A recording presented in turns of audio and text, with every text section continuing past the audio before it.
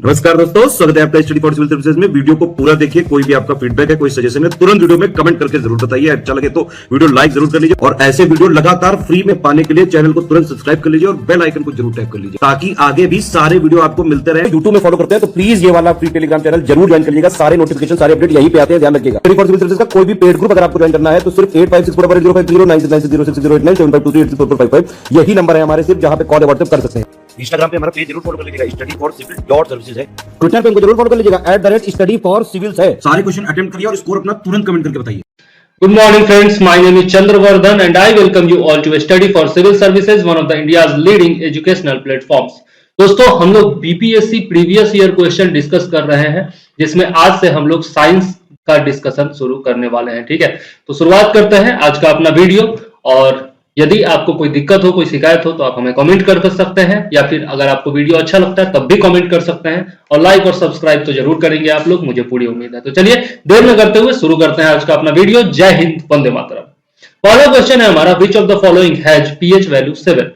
PH value किसका 7 है, ये पूछा जा रहा है। तो आप जानते हैं कि 7 जो होता है वो न्यूट्रल पॉइंट होता है। इसके पहले जो भी होगा वो क्या होगा, एसिडिक होगा, एसिडिक होगा। और इसके बाद इसके ऊपर का जो भी होगा नंबर, जिसका पीएच मान, वो क्या हो जाएगा, बेसिक हो जाएगा। ठीक है, तो यहां पर देख लेते हैं, शुद्ध पानी, उदासीन विलयन, क्षारीय विलयन या फिर अम्लीय विलयन। अब आप यहां जानते हैं कि प्योर वाटर जो होता है वो क्या होता है, न्यूट्रल सॉल्यूशन होता है। तो यहां पर प्योर वाटर भी हो जाएगा और न्यूट्रल सॉल्यूशन भी हो जाएगा, दोनों हो जाएगा इसका आंसर। इसलिए सही आंसर क्या होना चाहिए, ई होना चाहिए। हालांकि बीपीएससी की माने तो बीपीएससी ने ए आंसर को सही माना है, लेकिन जो सही आंसर होना चाहिए, जो मैंने देखा है इंटरनेट पर और बाकी सभी स्रोतों से जहां से मैंने पढ़ करके देखा है, तो वहां पर शुद्ध पानी और उदासीन विलयन दोनों का ही होना चाहिए 7, और इसलिए आंसर क्या हो जाएगा, ई हो जाएगा। ठीक है, चलिए आगे देख लेते हैं।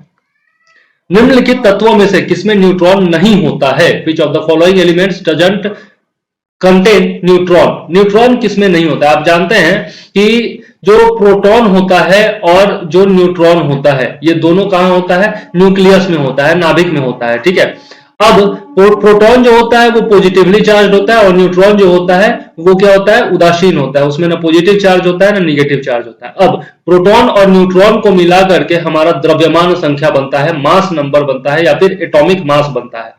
ठीक है, तो अब पूछा जा रहा है यहां पर कि किसमें न्यूट्रॉन नहीं होता है। तो आप जानते हैं, ऑक्सीजन देख लेते हैं, ऑक्सीजन, नाइट्रोजन, हाइड्रोजन और तांबा।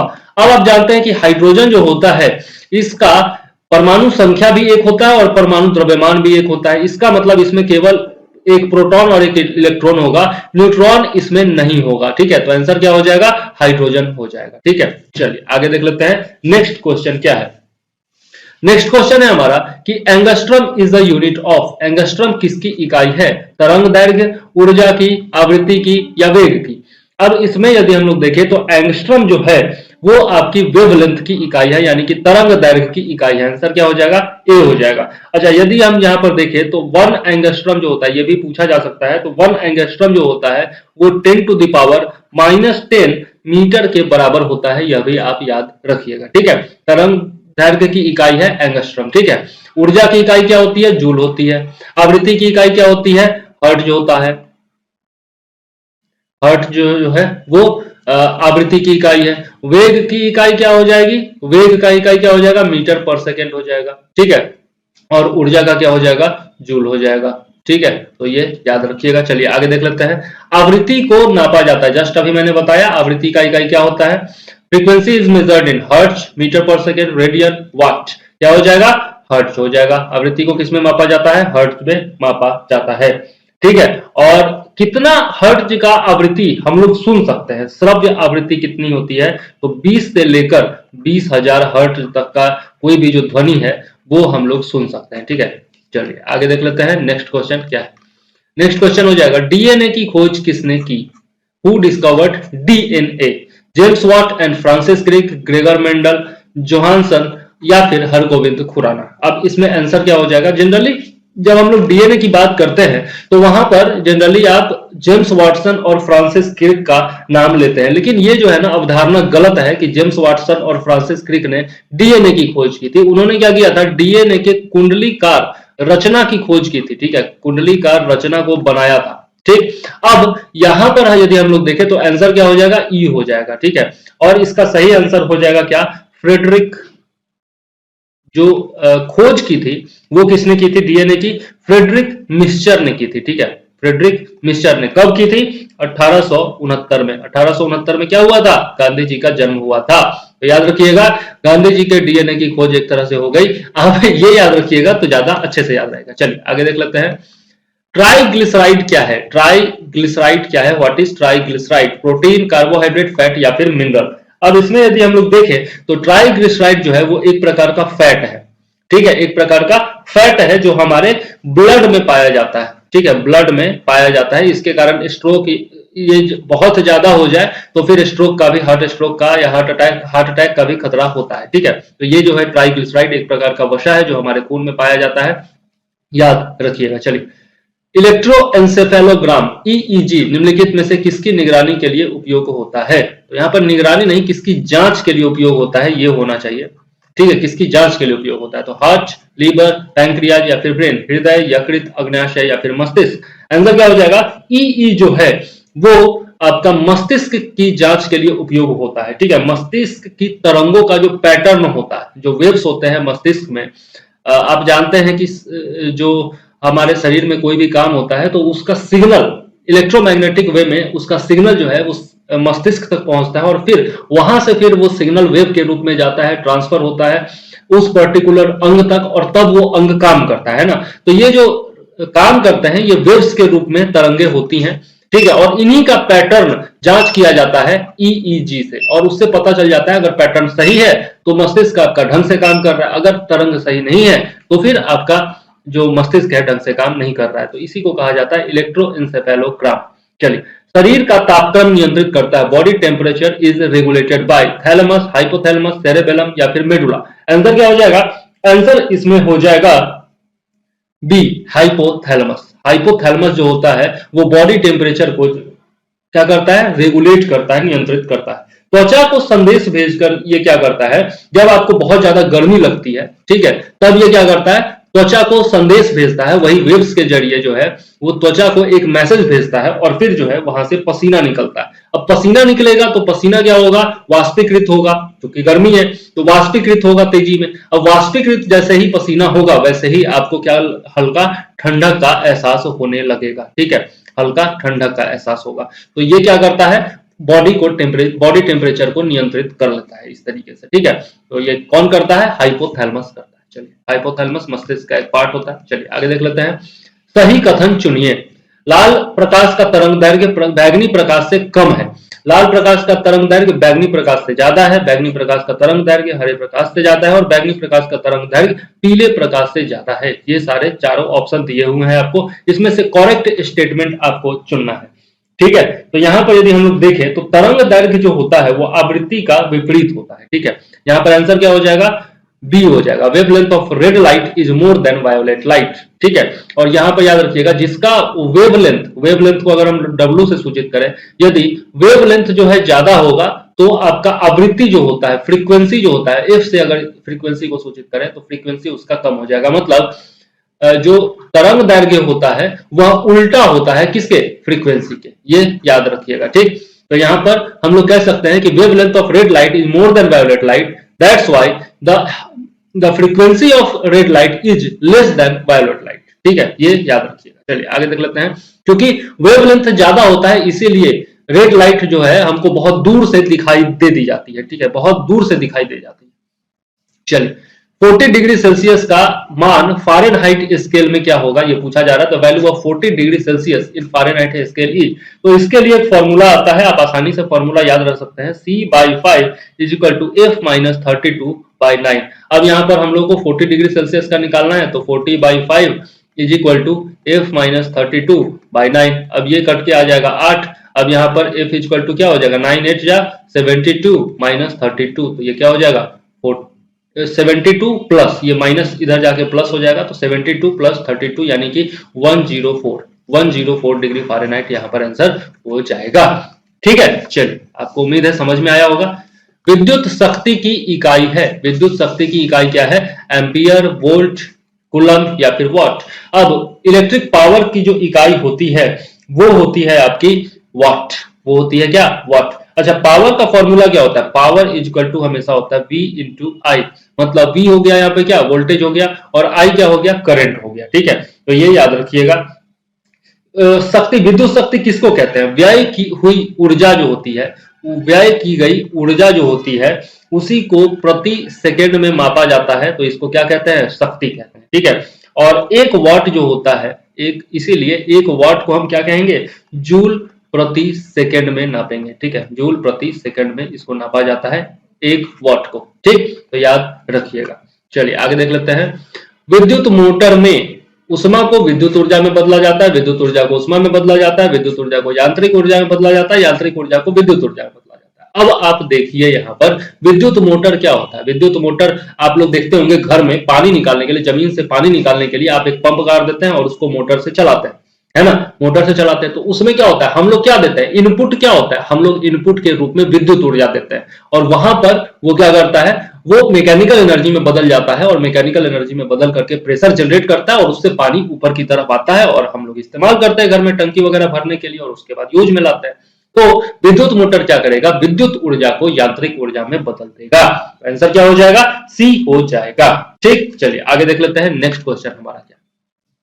मानव शरीर में होता है लगभग 70% पानी, 20 से 30% पानी, 10 से 20% पानी, 30 से 40% पानी। तो human body contains about 70% of water. About 70% of water. हमारे शरीर का 70% भाग जो होता है वो पानी ही होता है, आपको याद रखना चाहिए। आगे, विद्युत धारा निम्न में से किस उपकरण से मापी जाती है? वोल्टमीटर, एमीटर, वोल्टमीटर, या फिर पोटेंशियोमीटर। तो विद्युत धारा जो होती है वो मापी जाती है एमीटर से। एमीटर से मापी जाती है विद्युत धारा। ये वोल्ट मीटर से क्या मापा जाएगा? विभवांतर। तो विभवांतर मापा जाएगा, पोटेंशियल डिफरेंस मापा जाएगा। ठीक है, ओके, वोल्ट मीटर। यहाँ पर दोनों ऑप्शन जो है ए और सी दोनों सेम ही दे दिया है, तो ये थोड़ा सा देखना होगा। ठीक, पोटेंशियोमीटर जो होता है उससे ये विद्युत धारा नहीं मापी जाती है। ठीक, याद रखिएगा, पहले इसका यूज किया जाता था रेजिस्टेंस मेजरमेंट में, अब नहीं किया। चलिए आगे देख लेते हैं। ग्रीन हाउस गैसों में मुख्य घटक होता है।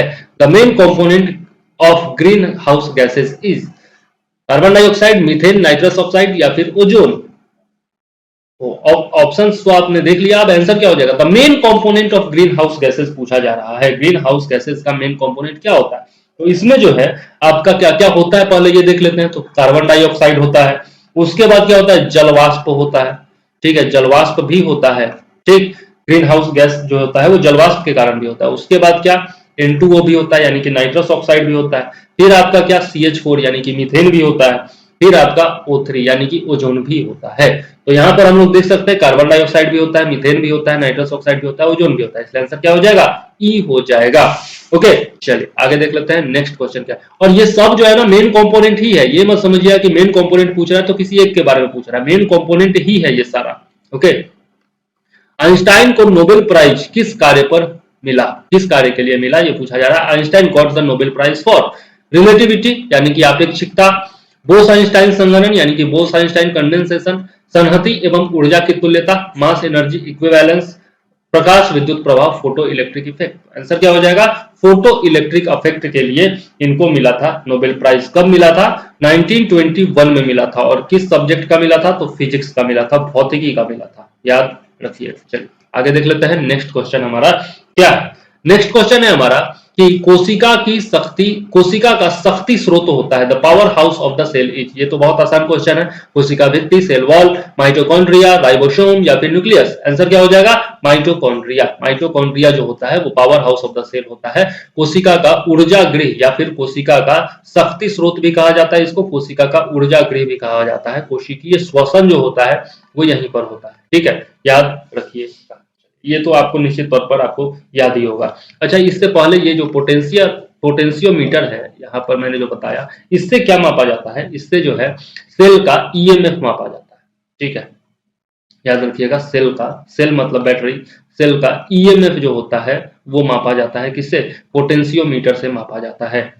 ठीक, ईएमएफ का मतलब इलेक्ट्रोमैग्नेटिक फोर्स। ठीक, याद रखिएगा। चलिए आगे देख लेते हैं। इसी तरह से मुझे याद आता जाएगा तो मैं बाद में भी बता सकता हूं। आप लोग पूरा वीडियो देखा करिए, इसीलिए मैं कहता हूं। ठीक है, चलिए ये नेक्स्ट क्वेश्चन है हमारा, एड्स निम्न कारणों में से किसके द्वारा होता है? एड्स इज कॉज्ड बाय पानी, जीवाणु, विषाणु या फिर फफूंद। किसके द्वारा होता है? वायरस के द्वारा होता है। आप सब लोगों को पता होगा निश्चित तौर पर। इसका फुल फॉर्म क्या होता है? एड्स का फुल फॉर्म होता है acquired immuno deficiency syndrome. Acquired immuno deficiency syndrome. और ये किसके कारण होता है? एचआईवी वायरस के कारण होता है। Human immuno deficiency virus. Human को लिख देता हूं मैं, ह्यूमन इम्यूनो डेफिशिएंसी वायरस। ठीक है, ये होता है आपका एचआईवी वायरस जिसके कारण एड्स होता है। ठीक, याद रखिएगा। चलिए आगे देख लेते हैं। नेक्स्ट क्वेश्चन क्या है? आर्द्रता किस उपकरण से नापी जाती है? हाइड्रोमीटर, हाइग्रोमीटर, पायरोमीटर या फिर lactometer. Which instrument is used to measure humidity? Hygrometer, pyrometer या फिर लैक्टोमीटर। आर्द्रता जो होती है वो मापी जाती है हाइग्रोमीटर से। ठीक है, ये जो है हाइग्रोमीटर से मापी जाती है आर्द्रता। ठीक, सापेक्षिक आर्द्रता, इसको क्या कहते हैं? सापेक्षिक आर्द्रता कहते हैं, जो कि मापा जाता है किससे? हाइग्रोमीटर से। हाइग्रोमीटर से, ठीक है। और इसी में एक और जिसमें हम लोग बार बार कंफ्यूज होते हैं, तो द्रवों या फिर जल का तुलनात्मक या विशिष्ट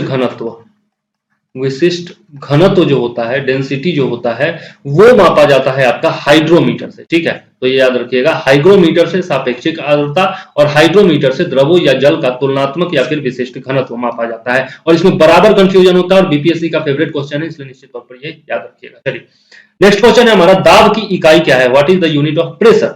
न्यूटन प्रति वर्ग मीटर, न्यूटन मीटर, न्यूटन या फिर न्यूटन प्रति मीटर। तो न्यूटन तो आपका फोर्स का हो गया, ये तो आपको पता ही होगा। ठीक है, यहां पर यदि हम लोग बात करें दाब की, तो दाब क्या होता है? बल प्रति एरिया। ठीक है, प्रति इकाई क्षेत्रफल पर लगने वाला जो बल होता है उसी को कहते हैं हम लोग दाब। तो बल का इकाई क्या होता है? न्यूटन होता है। और क्षेत्रफल का क्या हो जाएगा?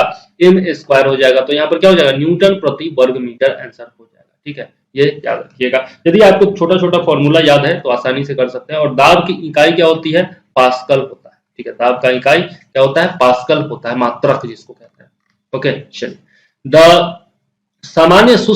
एक सामान्य शुष्क सेल में विद्युत अपघट्य होता है। The normal dry cell has electrolyte of जस्ता, सल्फ्यूरिक अम्ल, अमोनियम क्लोराइड या फिर मैग्नीज डाइऑक्साइड। किसका होगा? यहां पर यदि हम लोग देखें तो ये होगा अमोनियम क्लोराइड का। नॉर्मल ड्राई सेल में इलेक्ट्रोलाइट किसका होगा? NH4Cl यानी कि NH4Cl यानी कि अमोनियम क्लोराइड, या फिर किसका होगा? ZnCl2 मतलब जिंक क्लोराइड। ये दोनों में से किसी का भी हो सकता है। ठीक, और ये जो है विद्युत अपघट्य के रूप में यूज किया जाता है। और MnO2 मतलब मैग्नीज डाइऑक्साइड जो है, इसका उपयोग किया जाता है किसके लिए? कैथोड के लिए। ठीक है, इसका उपयोग किया जाता है कैथोड के रूप में, ये भी याद रखिएगा। चलिए आगे देख लेते हैं। नेक्स्ट क्वेश्चन हमारा क्या है? नेक्स्ट क्वेश्चन है हमारा डायनमो के बारे में। डायनमो के बारे में नेक्स्ट क्वेश्चन है कि वैद्युत ऊर्जा को गतिज ऊर्जा में बदलता है, यांत्रिक ऊर्जा को वैद्युत ऊर्जा में परिवर्तित करता है, विद्युत ऊर्जा को यांत्रिक ऊर्जा में परिवर्तित करता है, या फिर यांत्रिक ऊर्जा उत्पन्न करता है। डायनमो का यूज हम लोग कहां करते हैं? डायनमो का यूज हम लोग करते हैं जब हम लोग पनबिजली घर, यदि आप लोग देखेंगे, जब पनबिजली हाइड्रो इलेक्ट्रिक प्लांट जब देखेंगे ना, तो वहां पर देखेंगे आप लोग डायनमो का यूज किया जाता है। डायनमो को बहुत तेजी से नचाया जाता है और उसकी यांत्रिक ऊर्जा जो होती है, जो मैकेनिकल एनर्जी होती है, उसको बदला जाता है किसमें? इलेक्ट्रिक एनर्जी में बदला जाता है। तो यहाँ पर आंसर क्या हो जाएगा? यांत्रिक ऊर्जा को वैद्युत ऊर्जा में परिवर्तन करता है। It transforms mechanical energy into electrical energy. ठीक है, यही काम किया जाता है। ये जो आपका है mechanical energy into electrical energy, यही आपका विद्युत जनरेटर जो होता है, जो हम लोग शादी ब्याह में यूज करते हैं या फिर आपके घर में भी हो सकता है, तो ये जो जनरेटर जो होता है वो भी यही काम करता है, मैकेनिकल एनर्जी को इलेक्ट्रिकल एनर्जी में बदल देता है। ठीक, चलिए आगे देख लेते हैं। नेक्स्ट क्वेश्चन क्या है? आकाश नीला लगता है क्योंकि the sky appears blue because सूर्य के प्रकाश में नीला रंग और रंगों से अधिक है। लघु तरंग दीर्घ तरंगों की अपेक्षा वायुमंडल द्वारा अधिक प्रकीर्ण होता है। Short wavelength scatter more than long wavelength by atmosphere. नीला रंग नेत्र को अधिक सुग्राही है, या फिर वायुमंडल दीर्घ तरंग दैर्घ्य को लघु तरंग दैर्घ्य की अपेक्षा अधिक अवशोषित करता है। अब इसमें आंसर क्या हो जाएगा? आंसर क्या हो जाएगा? आंसर हो जाएगा B, short wavelength scatter more than long wavelength by atmosphere. ठीक है, याद रखिएगा। तो यहाँ पर आंसर क्या हो जाएगा? बी हो जाएगा, शॉर्ट वेवलेंथ, यहाँ पर वेयर नहीं वेव होना चाहिए, short wavelength scatter more than long wavelength by atmosphere. ठीक है, याद रखिएगा। कम दैर्घ्य वाले प्रकाश का प्रकीर्णन जो होता है वो अधिक होता है। ठीक है, जिसका कम तरंग दैर्घ्य होगा उसका प्रकीर्णन क्या होगा? अधिक होगा। ठीक, चल आगे देख लेते हैं। 1 micron is equal to 1 micron बराबर है किसके बराबर है? 1/10 mm, 1/100 mm, 1/1000 mm या फिर 1/10,000 mm। अब इसमें क्या हो जाएगा? इसमें हो जाएगा 10 to the power -3 mm होता है, 10 to the power -3 mm होता है, यानी कि 1/1000 mm। ठीक है, 1/1000 mm इसका सही आंसर हो जाएगा।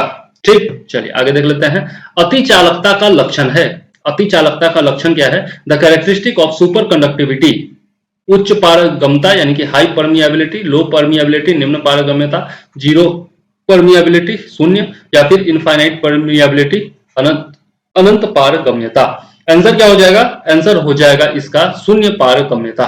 इसका आंसर क्या हो जाएगा? शून्य पारगम्यता। अब इसमें क्या यदि हम लोग देखें, प्रतिरोध इसमें नहीं होता है। ठीक है, इसमें क्या होता है? अति चालक जो वस्तुएं होती है उसमें प्रतिरोध यानी कि रेजिस्टेंस जो होता है, रेजिस्टेंस जो होता है वो नहीं होता है। ठीक है, यही कारण है कि ऊर्जा ह्रास के बिना विद्युत धारा प्रवाहित होती है। ठीक है, सबसे पहला कारण तो ये हो गया कि पहला लक्षण तो ये हो गया। दूसरा लक्षण ये होता है कि चुंबकीय बल को अपनी सतह पर ही ये रोक लेता है, अतः चुंबकीय पारगम्यता जो होती है वो शून्य होती है। ठीक है, याद रखिएगा, चुंबकीय पारगम्यता जो होती है वो शून्य होती है। ठीक, चल अब रेजिस्टेंस जहां होगा ही नहीं वहां पर शून्य पारगम्यता तो होगा ही होगा, है ना। तो ये दोनों इसका लक्षण है, याद रखिएगा अति चालक वस्तुओं का। नेक्स्ट है, वर्ष दीर्घतम होता है। Year is maximum on Pluto, Jupiter, Neptune या फिर अर्थ। अब आंसर क्या हो जाएगा इसका? आंसर हो जाएगा प्लूटो। प्लूटो पर वर्ष जो होता है वो दीर्घतम होता है, यानी कि मैक्सिमम होता है। चलिए, वर्षा की बूंद की गोलाकार आकृति का क्या कारण है, यही पूछा जा रहा है। Rounded shape of rain drop is caused because of द्रव का घनत्व यानी कि डेंसिटी ऑफ वाटर, पृष्ठ तनाव, सरफेस टेंशन, वायुमंडलीय दाब, एटमॉस्फेरिक प्रेशर या फिर गुरुत्व ग्रेविटेशन। आंसर क्या हो जाएगा? आंसर हो जाएगा आपका 27 का आंसर हो जाएगा B, surface tension. Surface tension के कारण, पृष्ठ तनाव के कारण जो होता है वर्षा की बूंद का आकार जो होता है गोल होता है। ठीक, ये निश्चित तौर पर याद रखिएगा, बराबर पूछा जाता है। अच्छा, यहां पर यदि हम लोग प्लूटो के बारे में बात करें तो इस पर कितने पृथ्वी वर्ष का ये होता है, वर्ष एक वर्ष होता है तो 247.92 पृथ्वी वर्ष यानी कि अर्थ ईयर। अर्थ ईयर क्या हो गया आपका 365 डेज, तो ये 247.92 अर्थ ईयर के बराबर होता है एक वर्ष, किसका? प्लूटो का। ठीक है, ये याद रखिएगा। चलिए आगे देख लेते हैं। कमरे में रखा रेफ्रिजरेटर का दरवाजा खोलकर, open door of refrigerator in a room can cool the room to some less degree, मतलब कमरे के को कुछ डिग्री तक ठंडा कर सकते हैं आप, इसको रेफ्रिजरेटर के तापमान तक ठंडा कर सकते हैं आप, अंततः कमरे को थोड़ा गर्म कर सकते हैं आप, कमरे को न तो गर्म न ठंडा कर सकते हैं। आंसर क्या हो जाएगा? आंसर होगा कि कमरे को थोड़ा सा गर्म जरूर कर देगा, ये warm the internal room to some extent. ठीक है, थोड़ा सा कमरे का तापमान बढ़ जाता है जब आप कमरे में रखा हुआ रेफ्रिजरेटर का दरवाजा खोल देते हैं। ठीक है, किस खनिज से रेडियम प्राप्त किया जाता है? किस खनिज से रेडियम प्राप्त किया जाता है? चूना पत्थर, पिंच ब्लेंड, रूटाइल या फिर हेमेटाइट। अब यहां पर यदि हम लोग देखें तो विच mineral is the source of radium, radium का स्रोत क्या है ये पूछा जा रहा है। लाइमस्टोन, पिंच ब्लेंड, रूटाइल या फिर हेमेटाइट। तो पिंच ब्लेंड जो होता है वो रेडियम का अयस्क होता है, ओर होता है। ठीक है, तो किससे प्राप्त किया जाएगा? पिंच ब्लेंड से प्राप्त किया जाएगा, याद रखिएगा। ठीक है, चलिए आगे देख लेते हैं। परमाणु बम का सिद्धांत आधारित है। The theory of atom bomb is based on नाभिकीय संलयन, न्यूक्लियर फ्यूजन, नाभिकीय विखंडन, न्यूक्लियर फिजन, इनमें से दोनों और उपयुक्त में से कोई नहीं। तो यहां पर यदि हम लोग देखें तो ये फ्यूजन और फिजन और संलयन और विखंडन इन दोनों में बहुत ज्यादा अंतर होता है। संलयन का मतलब होता है जुड़ाव, संलयन का मतलब होता है जुड़ाव, और विखंडन का मतलब होता है हटना या फिर टुकड़े होना, टुकड़े होना। ठीक है, तो इसका मतलब कह सकते हैं अलगाव। ठीक है, अलगाव कह सकते हैं। तो यहाँ पर आप देख सकते हैं नाभिकीय संलयन में दो चीजें जुड़ती हैं आपस में, और नाभिकीय विखंडन में एक चीज जो है वो टूटता है अलग अलग चीजों में। ठीक है, तो ये समझ सकते हैं। सबसे पहले तो हिंदी वाला में तो कंफ्यूजन दूर हो जाएगा, लेकिन यहाँ पर फ्यूजन और फ्यूजन में किसको संलयन कहते हैं, किसको विखंडन कहते हैं, इसमें बहुत ज्यादा दिक्कत होती है। ठीक है, तो यहाँ पर आप याद रखिएगा कि यू जो है वो अल्फाबेट में लास्ट में आता है। ठीक है, तो वहां पर लास्ट में आदमी जुड़ता है। पहले क्या होता है, पहले टूटता है फिर जुड़ता है। तो आई जो है वो पहले आता है, इसलिए पहले क्या होगा, टूटेगा। और यू जो है बाद में आता है, यानी कि बाद में जुड़ेगा। ठीक है, जब तक कोई टूटेगा नहीं तब तक उसको जुड़ने की जरूरत कहां महसूस होगी, है ना। तो इस तरीके से थोड़ा सा ट्रिक है जिससे आप याद रख सकते हैं। यहां पर यदि हम लोग एटम बम की बात करें तो यह जो है आपका एटम बम न्यूक्लियर फ्यूजन पर डिपेंड करता है। यहां पर क्या होता है, नाभिकीय विखंडन पर, और यह जो होता है अनियंत्रित होता है। यह क्या होता है, अनियंत्रित होता है। ठीक है, अगर इसी का इस्तेमाल हम लोग नियंत्रित करके करें तो इससे हम लोग बिजली बना सकते हैं, बहुत सारी ऊर्जा प्राप्त कर सकते हैं। लेकिन अगर यह अनियंत्रित हो जाता है तो यही परमाणु बम का सिद्धांत बन जाता है। ठीक है, चलिए प्लास्टर ऑफ पेरिस का सूत्र क्या है, CaSO4 CaSO4 या फिर CaSO4 whole twice H2O 2CaSO4.H2O CaSO4.2H2O। Answer क्या हो जाएगा, आंसर यहां पर हो जाएगा बी, मतलब CaSO4 होल ट्वाइस H2O। याद रखिएगा CaSO4 होल ट्वाइस H2O, ये हो जाएगा आपका प्लास्टर ऑफ पेरिस का सूत्र। ठीक है, और ये कैसे बनता है, जिप्सम को गर्म करने पर बनता है। ठीक है, जिप्सम को गर्म करेंगे तब ये प्लास्टर ऑफ पेरिस बनेगा। ठीक, याद रखिएगा। चलिए आगे देख लेते हैं, नेक्स्ट क्वेश्चन क्या है। नींबू खट्टा किस कारण से होता है, lemon taste sour is caused by hydrochloric अम्ल, एसिटिक अम्ल, टार्टरिक अम्ल या फिर साइट्रिक अम्ल। अब नींबू में क्या होता है, नींबू में क्या होता है, नींबू में होता है साइट्रिक एसिड, और साइट्रिक एसिड के कारण यह जो है खट्टा होता है। ठीक है, टार्टरिक अम्ल की बात करें तो टार्टरिक अम्ल जो होता है वो इमली में होता है। ठीक है, याद रखिएगा टार्टरिक अम्ल किस में होता है, इमली में होता है। चलिए आगे देख लेते हैं, विरंजक चूर्ण के लिए कौन सा कथन असत्य है, असत्य है मतलब फॉल्स है। ये पूछा जा रहा है किसके लिए, ब्लीचिंग पाउडर के लिए। जल में अधिक विलय होता है, हल्के पीले रंग का चूर्ण है, ऑक्सीकारक है, या फिर तनु अम्ल की प्रक्रिया से क्लोरीन निष्कासित करता है। Reaction with dilute acid it gives chlorine, oxidising agent है, या फिर लाइट येलो कलर पाउडर है, या फिर हाईली सोल्यूबल इन वाटर है। अब इसमें क्या हो जाएगा, इसमें हो जाएगा हाईली सोल्यूबल इन वाटर। अब यदि हम लोग ब्लीचिंग पाउडर की प्रॉपर्टीज देखें तो यह जो है आपका पीला धवल चूर्ण है। ठीक है, पीत धवल चूर्ण इसको कहा जाता है। ठीक है, पीत धवल चूर्ण होता है सबसे पहला बात।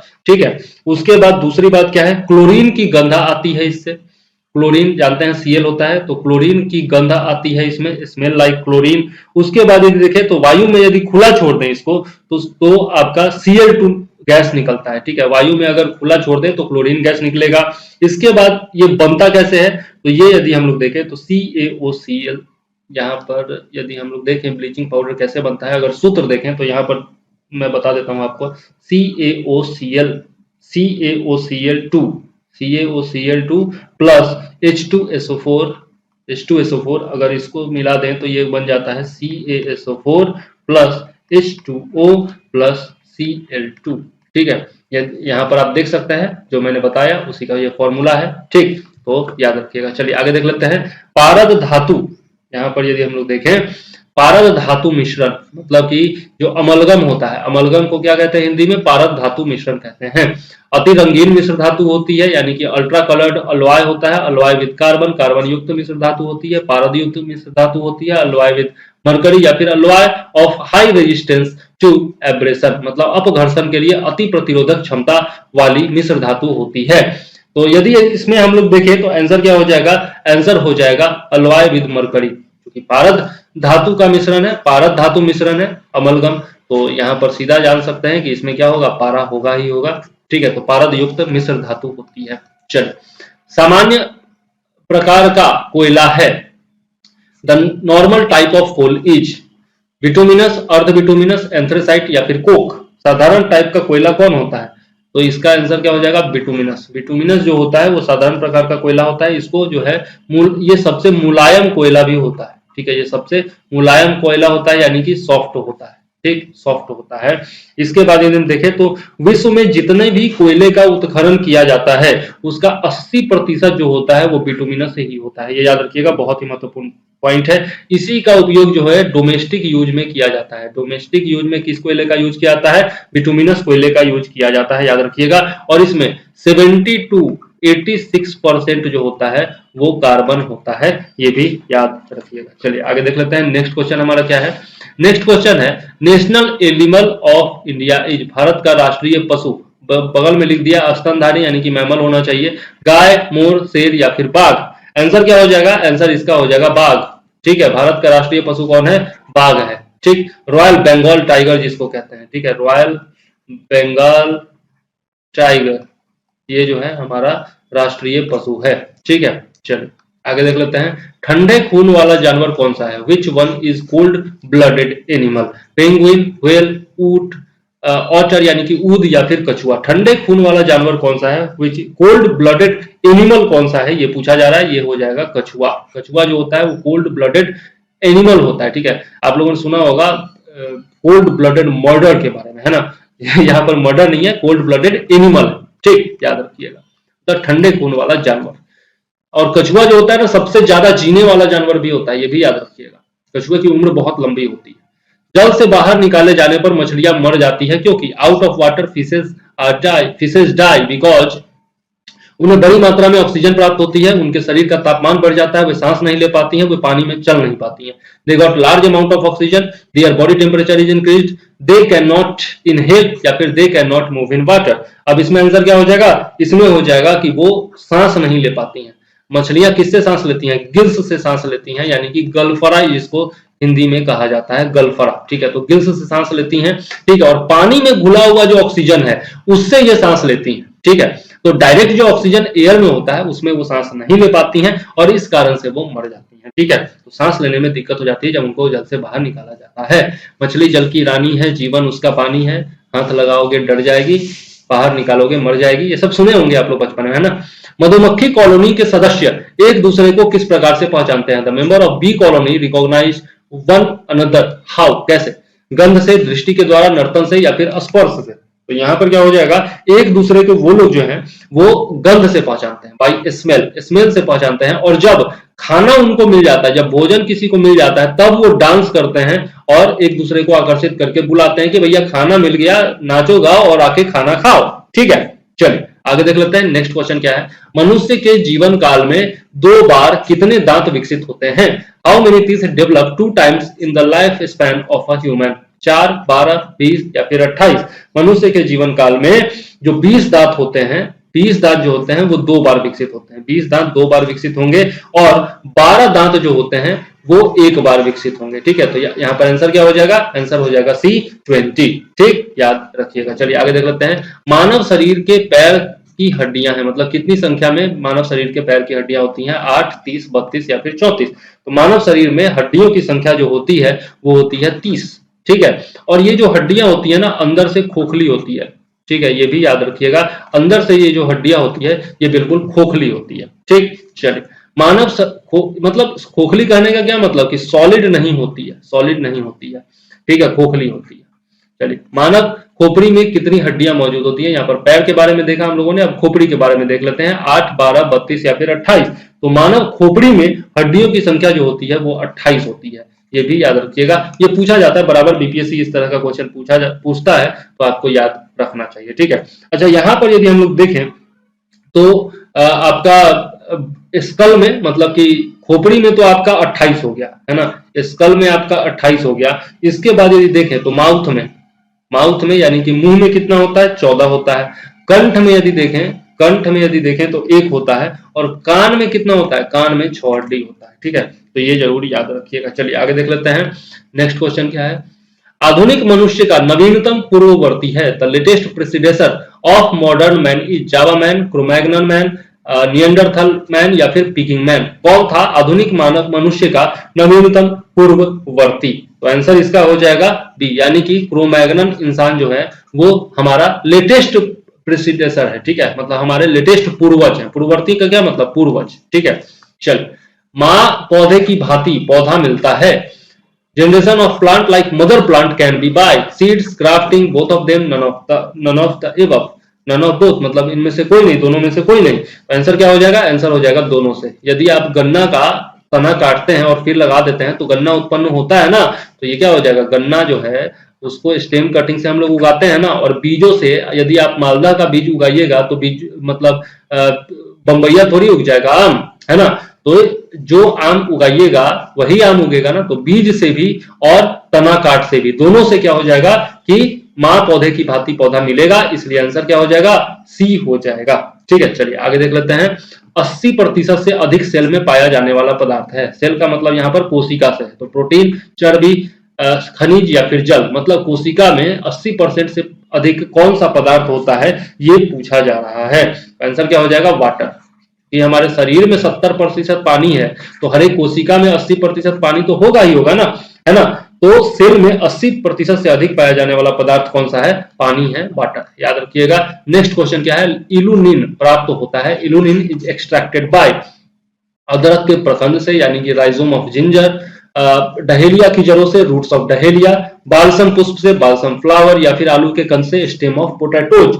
आंसर क्या हो जाएगा? ये पहले तो इल्यूनिन नहीं होगा, ये होगा इनुलिन। इनु, यहाँ पर थोड़ा सा टाइपिंग मिस्टेक है, ये होता है इनुलिन। ठीक है, याद रखिएगा। INULIN इसको कहा जाता है इनुलिन। ठीक है, और ये जो है प्राप्त होता है किससे? डहेलिया की जड़ों से प्राप्त होता है। डहेलिया एक प्रकार का फूल होता है, आप लोग देखते होंगे, बहुत बड़ा बड़ा, इतना बड़ा बड़ा फूल होता है, और ये ठंडे के टाइम में निकलता है। ठीक है, तो डहेलिया आप लोग जरूर देखे होंगे। ठीक, डहेलिया, गुलदाउदी, ये सब ठंड के टाइम में लगाते हैं हम लोग, नवंबर दिसंबर में, और ये मार्च तक लगभग रहता है, बसंत तक लगभग रहता है। आमतौर पर स्टेम कटिंग का उपयोग किसे उगाने के लिए किया जाता है? केला, गन्ना, आम, कपास। Generally stem cutting used for the generation of, just अभी मैंने बताया कि गन्ना का उत्पादन जो है वो स्टेम कटिंग के जरिए निश्चित तौर पर किया जाता है। चलिए आगे देख लेते हैं। मटर पौधा है, मटर पौधा है। प्लांट ऑफ पीच इज शाख, पुष्प, झाड़ी, या फिर उपयुक्त में से कोई नहीं। हर्ब, फ्लावर, श्रब, या फिर नन ऑफ दीज। तो इसमें क्या हो जाएगा? ये जो है हर्ब है, यानी कि शाख है। ठीक है, मटर जो है वो शाख है, याद रखिएगा। चलिए आगे देख लेते हैं। विकास का मुख्य कारक है। विकास का मुख्य कारक क्या है? The main factor of evolution is mutation, यानी कि परिवर्तन, एक्वायर्ड कैरेक्टर, प्राप्त चरित्र, सेक्सुअल प्रोडक्शन, यानी कि यौन उत्पादन, और नेचुरल सिलेक्शन, यानी कि प्राकृतिक चयन। तो इसमें आंसर क्या हो जाएगा? इसमें आंसर हो जाएगा प्राकृतिक चयन, नेचुरल सिलेक्शन। ठीक है, ये जो है आपका विकास का मुख्य कारक जो होता है, इवोल्यूशन का मुख्य कारक दो होता है। पहला तो होता है आपका नेचुरल सिलेक्शन, और दूसरा क्या होता है? वेरिएशन। ठीक है, ये भी याद रखिएगा, वेरिएशन। ठीक, यानी कि विविधता। ठीक, तो नेचुरल सिलेक्शन और वेरिएशन ये दोनों विकास के मुख्य कारक होते हैं। ठीक, चलिए आगे देख लेते हैं।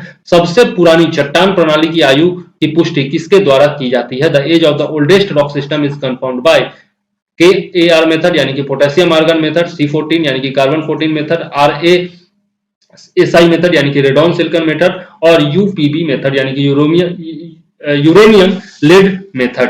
आंसर क्या हो जाएगा? यहाँ पर आंसर हो जाएगा आपका potassium argon method. Potassium argon method या फिर AR40 इसको कहा जाता है, पोटेशियम आर्गन मेथड, यानी कि K40 आर्गन 40 और K40, ये दोनों के विघटन के अनुपात से पता चलता है कि चट्टान की आयु क्या है। ठीक है, तो इसमें पोटेशियम भी होता है और आर्गन भी होता है, तो आर्गन 40 और पोटेशियम 40 ये दोनों का जो विघटन होता है, डिकम्पोजिशन जो होता है, उसका अनुपात जो है, रेशियो जो है, उससे पता चलता है कि चट्टान कितनी पुरानी है, उसकी आयु कितनी है। ठीक है, चलिए तो आंसर क्या हो जाएगा? Potassium argon method.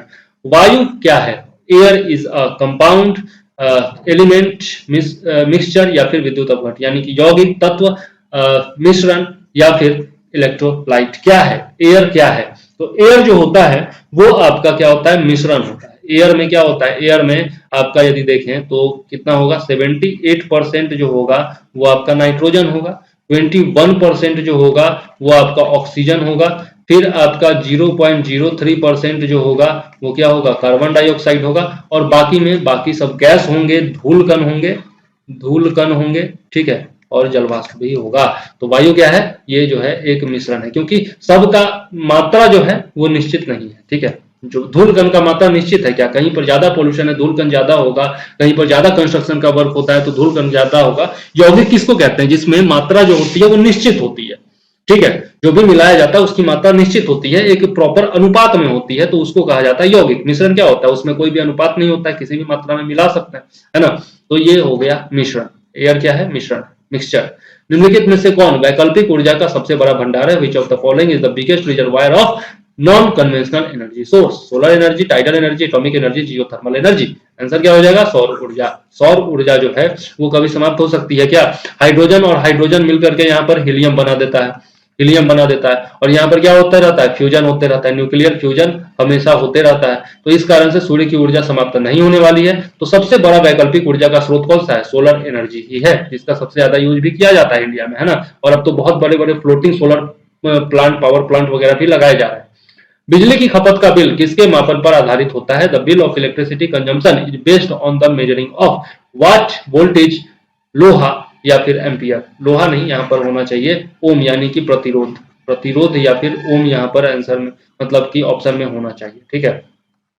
तो किसमें मापा जाता है इसको? जो है इलेक्ट्रिसिटी बिल का जो कंजम्पशन होता है वो किसमें मापा जाएगा? वो मापा जाएगा आपका वाट में, ठीक है। ये मापा जाता है किलोवाट पर आवर, ठीक है, किलोवाट पर आवर में मापा जाता है, ठीक, याद रखिएगा। और ये तो आप अपने घर का बिजली का बिल देख लीजिए, वहीं से आपको पता चल जाएगा। तो यहाँ पर क्या हो जाएगा? केवल एक। सही उत्तर क्या हो जाएगा? केवल एक। ओके, चलिए आगे देख लेते हैं। हास्य गैस क्या है? हास्य गैस क्या है? What is laughing gas? Laughing gas का सूत्र पूछा जा रहा है। Nitric oxide, nitrogen pentoxide, nitrogen peroxide या फिर नाइट्रोजन ऑक्साइड। क्या हो जाएगा यहाँ पर? हास्य गैस क्या होता है? N2O होता है, N2O होता है, यानी कि क्या होता है यहाँ पर? नाइट्रस ऑक्साइड होता है। N2O यानी कि नाइट्रस ऑक्साइड होता है। चलिए आगे देख लेते हैं नेक्स्ट क्वेश्चन। निम्नलिखित में से सबसे भारी धातु है? Which of the following is the heaviest metal? तांबा, यूरेनियम, एल्यूमिनियम या फिर चांदी। सबसे भारी मेटल कौन सा है ये पूछा जा रहा है इसमें। तो यदि हम लोग देखें तो एल्यूमिनियम का यदि हम लोग देखें मास नंबर तो ये होता है 26। कॉपर का यदि हम लोग देखें तो ये कितना होता है? 63। फिर यदि हम लोग सिल्वर का देखें तो ये कितना होता है? 107। और यूरेनियम का देखें तो ये होता है 238 या फिर 235, जो भी समस्थानिक है उसके हिसाब से, ठीक है। तो सबसे भारी यहाँ पर क्या हो जाएगा? यूरेनियम हो जाएगा। तो हेवीएस्ट मेटल कौन होगा? यूरेनियम होगा, ठीक है, याद रखिएगा। चलिए आगे देख लेते हैं नेक्स्ट क्वेश्चन क्या है। पानी की अस्थायी कठोरता किसके कारण होती है?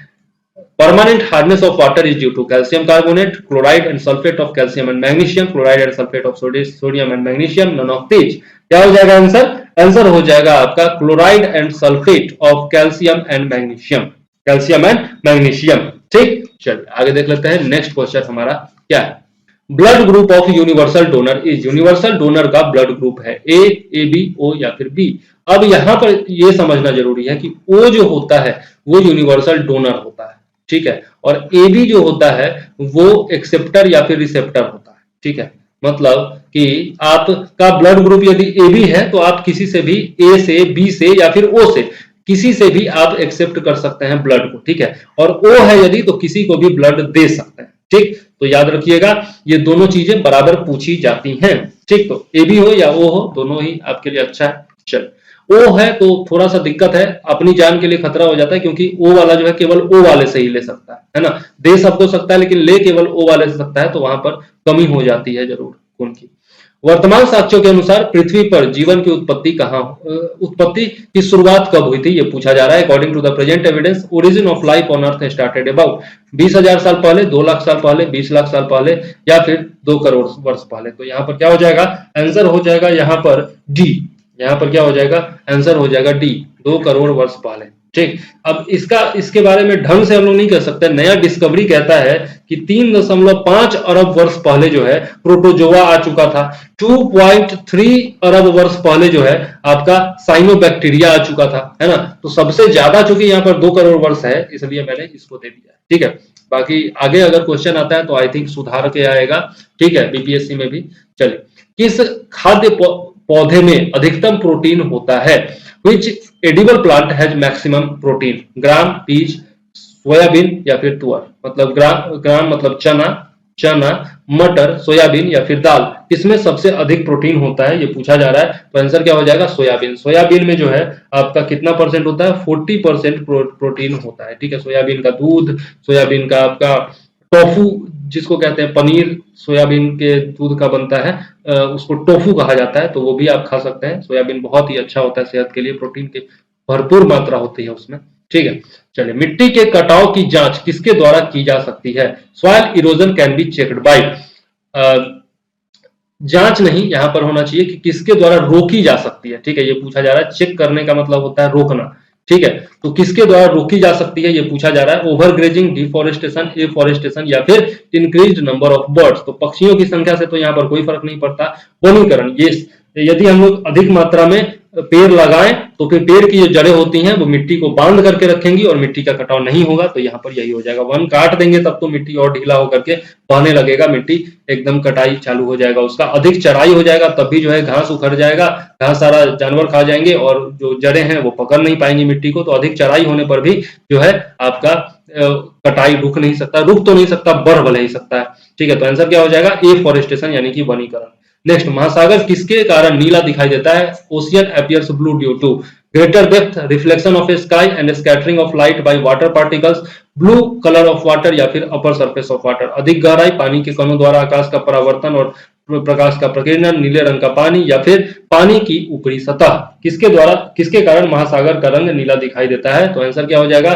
पानी के कणों के द्वारा आकाश का परावर्तन और प्रकाश का प्रकीर्णन। आकाश का परावर्तन होता है और पानी की बूंद जो होती है, जो कि आपका हवा में सस्पेंडेड होती है, लटकी हुई होती है, वह क्या करती है? प्रकाश का प्रकीर्णन करती है। इसके कारण महासागर का रंग जो होता है वो नीला दिखाई देता है। चलिए, अब यहां पर यह भी आपको समझना जरूरी है कि आकाश जो होता है वो उसका नेचुरल कलर नीला नहीं होता है, क्योंकि धरती जो है वो नीली होती है, क्योंकि धरती पर मतलब 70% से अधिक पानी है। इस कारण से धरती जो होता है उसका प्रतिबिंब बनता है और इस कारण से जो आकाश है हमें नीला दिखाई देता है। अब धरती पर पानी है, इस महासागर है और पानी है, इस कारण से आकाश नीला दिखाई दिया। और आकाश का चूंकि आपका ये परावर्तन हुआ, आकाश का जो रंग है ब्लू रंग, उसका परावर्तन हुआ, इस कारण से महासागर का रंग जो है वो नीला दिखाई दिया। तो दोनों एक दूसरे को नीला दिखाने में योगदान देते हैं, ठीक है, याद रखिएगा। ओस रात में अशांत यानी कि तेज हवा के झोंके में नहीं बनता है, क्योंकि वाष्पीकरण की दर अधिक है, the rate of evaporation is greater, हवा में कम नमी है, लो मॉइस्चर इन एयर, तापमान अधिक है, टेम्परेचर इज हाई, या फिर स्काई इज नॉट क्लियर, आसमान साफ नहीं है। अब इसमें आंसर क्या हो जाएगा? आंसर हो जाएगा वाष्पीकरण की दर तेज है। मतलब कि बहुत तेज हवा चलती है तो वाष्पीकरण का दर तेज हो जाता है ना, जो इवेपोरेशन है वो जल्दी होता है। इसी कारण से देखते होंगे पसीना भी आपका, अगर आप बहुत तेजी में मतलब कि बहुत बाइक पर जब आप चलते हैं, जैसे जनरली गर्मी है, लेकिन जब आप बाइक पर चल रहे हैं और बहुत तेजी से हवा आ रही है तो आपको पसीना नहीं चलता है, ठीक है। या फिर जो पंखा आप खोल देते हैं रूम में, पसीने से लथपथ है, लेकिन पंखा अगर खोल दिए तो उसमें क्या होगा? हवा का तेज झोंका आएगा पंखे के माध्यम से और इस कारण से आपका जो पसीना है वो क्या होता है? जल्दी वाष्पीकृत होता है और आपको हल्का ठंडक महसूस होती है। तो पंखा जो है वो यही काम करता है, ठीक। चलिए आगे देख लेते हैं। जीवन चक्र के अनुसार पौधे का सबसे महत्वपूर्ण हिस्सा है। According to life cycle the most important part of plant is फूल, पत्ते, तना या फिर जड़ें, फ्लावर, लीव्स, स्टेम या फिर रूट। यदि हम लोग यहाँ पर देखें तो लाइफ साइकिल के हिसाब से देखें तो सबसे जो आपका महत्वपूर्ण पार्ट है वो कौन सा है? वो है आपका फ्लावर। फ्लावर में ही जो है आपका सेक्सुअल रिप्रोडक्शन होता है। सेक्सुअल रिप्रोडक्शन जो होता है वो किसमें होता है? फ्लावर में होता है। तो लाइफ साइकिल उसी से तो चलेगा, रिप्रोडक्शन से ही तो लाइफ साइकिल चलेगा ना। तो ये क्या हो जाएगा? सेक्सुअल रिप्रोडक्शन चूंकि फ्लावर में होता है तो लाइफ साइकिल के हिसाब से मोस्ट इंपॉर्टेंट पार्ट क्या हो जाएगा? फ्लावर हो जाएगा। चलिए, ऑर्कियोरेप्टिक्स क्या है? ये क्या है? ये पूछा जा रहा है। The oldest bird of Jurassic period, Jurassic युग का सर्वपुरातन पक्षी। The reptile of Jurassic period, Jurassic काल का सरीसृप या फिर ट्रायसिक काल का सरीसृप, या फिर ट्रायसिक और जुरासिक दोनों कालों का सरीसृप यानी कि रेप्टाइल। तो आंसर क्या हो जाएगा इसमें? आंसर हो जाएगा आपका oldest bird of Jurassic period. Jurassic period का सबसे सर्वपुरातन जो पक्षी था उसी का नाम था ऑर्कियोरेप्टिक्स, ठीक है। एक तरह का डायनासोर कह सकते हैं जो कि उड़ भी सकता था, ठीक है। चलिए आगे देख लेते हैं। एस्पिरिन क्या है? Aspirin is antibiotic, antipyretic, antiseptic या फिर नन ऑफ दीज। एस्पिरिन जो होता है वो क्या होता है? एस्पिरिन होता है आपका एंटीपायरेटिक होता है, ठीक है, याद रखिएगा। ये जो होता है आपका इसमें एसिटिल साइक्लिक, ठीक है। ये थोड़ा सा मैं लिख देता हूं, नहीं तो आपको समझ में नहीं आएगा। एसिटाइल सैलिसाइक्लिक, ये पूरा एक ही साथ है, इसके बाद ये है। तो एसिटाइल सैलिसाइक्लिक एसिड होता है ये, ठीक है। और ये जो होता है एंटी इन्फ्लेमेटरी भी होता है, मतलब कि एंटी इन्फ्लेमेटरी भी होता है, मतलब कि जलन जहां हो रही है वहां पर भी एस्पिरिन को लगाया जा सकता है, और साथ में एंटी पायरेटिक भी होता है, ठीक है, याद रखिएगा। आगे देख लेते हैं अपमार्जक क्या है, what is detergent, soap, medicine, catalyst या फिर क्लीनिंग एजेंट। तो अपमार्जक क्या होता है, सर्फ एक्सल जो है उसका इस्तेमाल क्यों करते हैं, डिटर्जेंट है सर्फ एक्सल, निरमा और वॉशिंग पाउडर, निरमा प्रचार भी देखे होंगे आप लोग, यूज भी करते होंगे, घर ही डिटर्जेंट पाउडर पहले इस्तेमाल करें फिर विश्वास करें। तो ये सब क्या है, ये सब क्लीनिंग एजेंट है। क्यों, आपके कपड़े को साफ नहीं करता है तो क्लीनिंग एजेंट हुआ ना।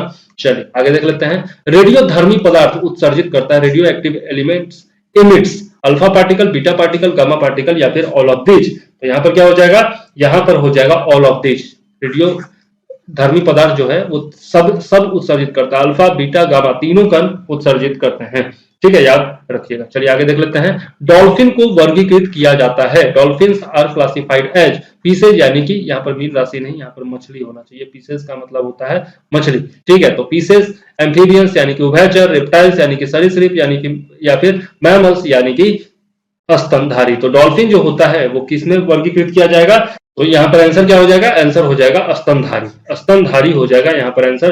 डॉल्फिन होता है उसको मैमल्स में वर्गीकृत किया जाता है, ठीक है, याद जरूर रखिएगा। चलिए आगे देख लेते हैं, When we eat मटन और गोट और सिप, मटन ऑफ गोट और सिप मतलब बकरी या फिर भेड़ का जब मांस खाते हैं, देन वी आर, तब हम लोग क्या है, प्राथमिक उपभोक्ता, प्राइमरी कंज्यूमर, द्वितीयक उपभोक्ता, तृतीयक उपभोक्ता या फिर इनमें से कोई नहीं। तो हम लोग जब बकरी या भेड़ का मटन खाते हैं तब हम लोग क्या हो जाएंगे, सेकेंडरी कंज्यूमर हो जाएंगे, ठीक है, सेकेंडरी कंज्यूमर हो जाएंगे, क्योंकि बकरी या भेड़ क्या खाता है, घास खाता है, तो ये हो जाएगा प्राइमरी कंज्यूमर बकरी या भेड़, और उसको हम लोग खाते हैं तो हम लोग क्या हो जाएंगे, द्वितीयक उपभोक्ता हो जाएंगे, ठीक है। हर्बीवोर्स जो होते हैं, हर्बीवोर्स जो होते हैं वो हमेशा क्या होते हैं, प्राइमरी होते हैं, प्राइमरी कंज्यूमर हो जाएंगे, ठीक है। और जो आपका कार्निवोर्स होते हैं, जो आपका कार्निवोर्स होते हैं वो क्या हो जाएंगे, सेकेंडरी हो जाएंगे, ठीक है। तो हर्बीवोर्स कौन होते हैं, जो घास वगैरह खाते हैं, घास फूस खाते हैं, शाकाहारी होते हैं, तो ये हो जाएगा बकरी और भेड़ जो कि प्राइमरी हो जाएगा। और कार्निवोर, जब हम लोग बकरी या भेड़ का मांस खा रहे हैं यानी कि हम लोग मांसाहार कर रहे हैं, तो इसका मतलब हम लोग हो जाएगा सेकेंडरी, ठीक। चलिए आगे देख लेते हैं, नेक्स्ट क्वेश्चन क्या है, सेल्सियस पैमाने पर मानव शरीर का सामान्य तापक्रम क्या होगा, on Celsius scale normal temperature of human body will be. तो मैंने आपको फॉर्मूला बताया था ना, C/5 = F-32/9। अब मानव शरीर का सामान्य तापमान जो होता है वो 98.4 डिग्री सेंटीग्रेड होता है ना, 98.4 डिग्री फ़ारेनहाइट होता है, ठीक है। तो फ़ारेनहाइट में आपको पता है, इसी को आपको कि क्या करना है, सेल्सियस में बदल लेना है। तो जब आप सेल्सियस में बदलेंगे तब ये कितना आएगा, तब ये आएगा आपका 36.9 के आसपास, ठीक है। आप बदल के खुद से देख लीजिएगा, आपको अंदाजा हो जाएगा, ठीक है। तो याद रखिएगा, इसको रट ही लीजिए, 36.9 मतलब लगभग 37 डिग्री से, ठीक है, याद रखिएगा। चलिए तो इस वीडियो को यहीं पर कर देते हैं समाप्त, नेक्स्ट वीडियो में फिर से मिलेंगे और बाकी क्वेश्चंस भी देखेंगे, ठीक है। तो मैं हूं चंद्रवर्धन, फिलहाल इस वीडियो के लिए लेता हूं आपसे विदा, मुझे दीजिए इजाजत, जय हिंद, वंदे मातरम।